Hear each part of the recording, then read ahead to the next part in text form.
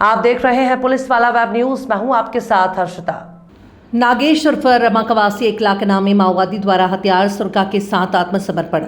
Odisha state committee सदस्य प्रमोद उर्फ पांडु के गार्ड जैनी उर्फ देवे मकदम 1 लाख इनामी और सीनापाली एरिया कमेटी में मनीला उर्फ सुंदरी कवासी 1 लाख इनामी माओवादियों द्वारा आत्मसमर्पण। नक्सल उन्मूलन अभियान के तहत शासन के आत्मसमर्पण और पुनर्वास नीति और गरियाबंद पुलिस के समर्पण के लिए अपील से प्रभावित होकर आज प्रतिबंधित संगठन सीपीआई माओवादी के डीजीएन डिवीजन के 3 माओवादियों द्वारा हिंसा और विनाश के मार्ग को त्याग कर आत्मसमर्पण किया जा रहा है। तीनों नक्सलियों के आत्मसमर्पण में गरियाबंद पुलिस की ई30 एसटीएफ कोबरा 207 और सीआरपीएफ का योगदान रहा। गरियाबंद में सक्रिय समस्त माओवादियों से गरियाबंद पुलिस अपील करता है कि आप आत्मसमर्पण के लिए गरियाबंद के किसी भी थाना चौकी कैंप में आत्मसमर्पण कर सकते हैं। आत्मसमर्पण के लिए इस नंबर पर संपर्क कर सकते हैं। नक्सल सेल गरियाबंद 9479227805।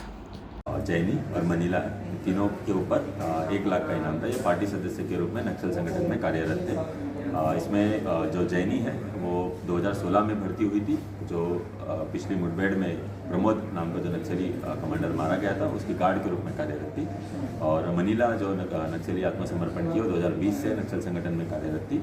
और नागेश नाम से जो नक्सली आत्मसमर्पण किया है वो 2022 से नक्सल संगठन में कार्यरत है। ये तीनों बीजापुर जिला के रहने वाले हैं और पिछले 7 से 2 साल के करीब से ये गरियाबंद धमतरी नुआपड़ा क्षेत्र में कार्यरत है। इसमें महत्वपूर्ण बात यह है कि जो 15 दिन पहले जो मुठभेड़ हुआ था पिछले महीने में, जिसमें 10 नक्सली मारे गए थे, जिसमें एक बड़ा नक्सली कमांडर मनोज भी शामिल था, उस मुठभेड़ में ये तीनों नक्सली शामिल थे। और मुठभेड़ के पश्चात ये लोग वहाँ से भागे हैं और इन्होंने पुलिस से संपर्क किया और आज आत्मसमर्पण किए हैं।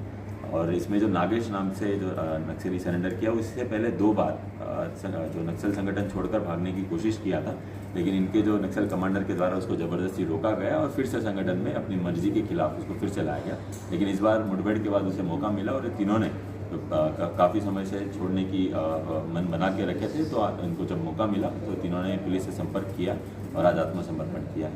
और इनके माध्यम से मैं यही एक अपील रहेगी, जो बचे हुए नक्सली इस क्षेत्र में कार्यरत है, अपने जो पुराने साथी जिन्होंने अब तक 20 से अधिक इनके साथी यहाँ पर आत्मसमर्पण कर चुके हैं, तो उनको देखते हुए और जो सरकार की नीति आत्मसमर्पण और पुनर्वास नीति है उसमें जो लाभ मिल रहे हैं, उन्हीं के साथियों को जो लाभ मिल रहा है और लगातार आत्मसमर्पण कर रहे हैं, वो भी अपना मन बनाए और इस खोखली विचारधारा को छोड़कर जल्द से जल्द आत्मसमर्पण करें। इसमें विशेष बात यह है कि जो नागेश नाम से जो नक्सली आत्मसमर्पण किया है, वो सुरखा नाम से हथियार अपने पार्टी में जब था तब लेकर चलता था, उस हथियार के साथ उसने समर्पण किया है। इससे उसे जो आत्मसमर्पण नीति है उसके तहत हथियार के लिए अलग से इनाम दिया जाएगा। तो जो बचे हुए शेष नक्सली उनसे भी यही अपील रहेगी कि अपना हथियार को कहीं छुपा दे और पुलिस से संपर्क करे और हथियार के साथ आत्मसमर्पण करे।